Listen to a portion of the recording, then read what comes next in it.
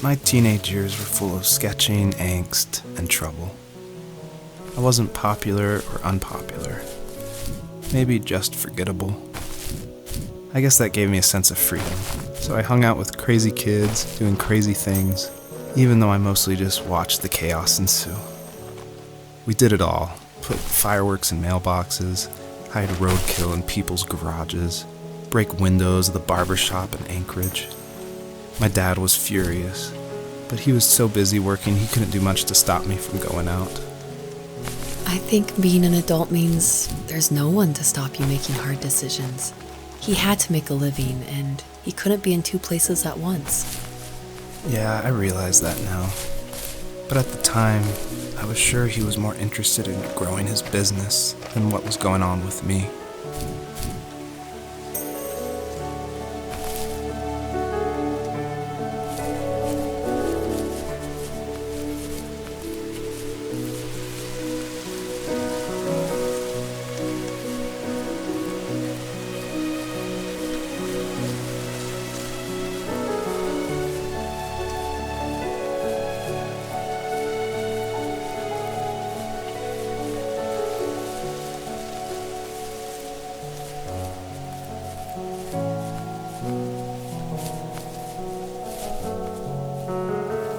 He was working another late night, and my friends were over, saying how bored they were and how they had come all the way out to my house for nothing.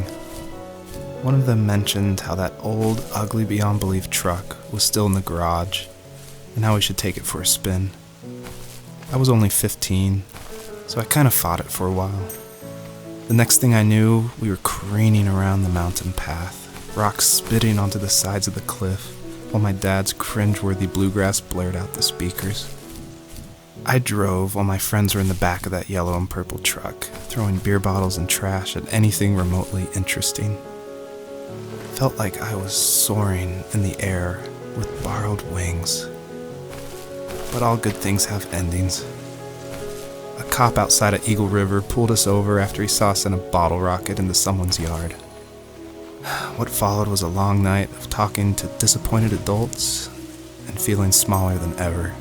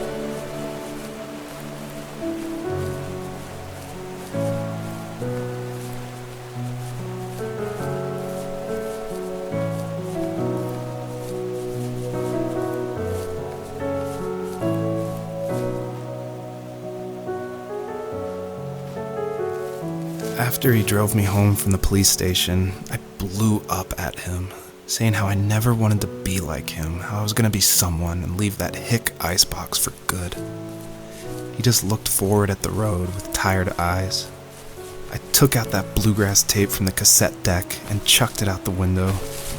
In my sage teenage wisdom, I thought I proved the ultimate point. But my dad had a different idea. He slammed the brakes, slowly bowed his head while gripping the steering wheel, and finally looked at me.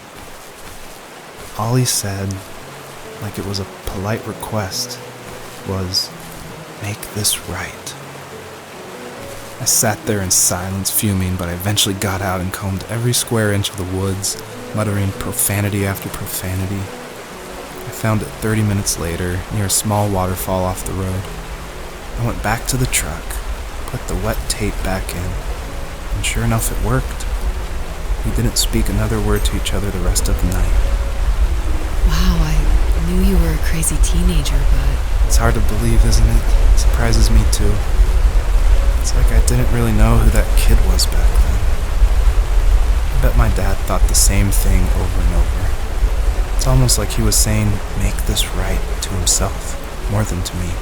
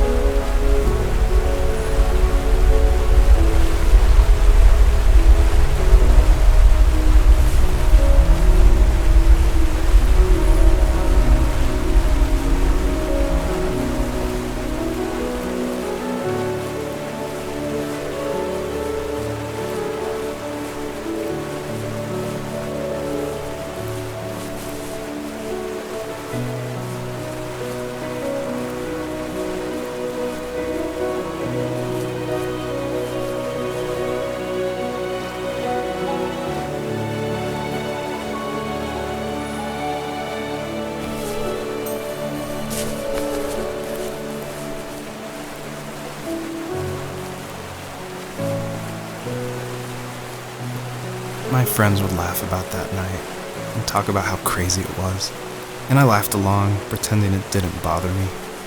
But it did. I imagined my friends growing old in the bush, unable to find that thrill in those godforsaken ice fields. It's like those mountains were a literal wall, keeping me from leaving, where all I would have to look forward to are lumber yards and evening beers. I had to climb over. That was my only goal for a long time.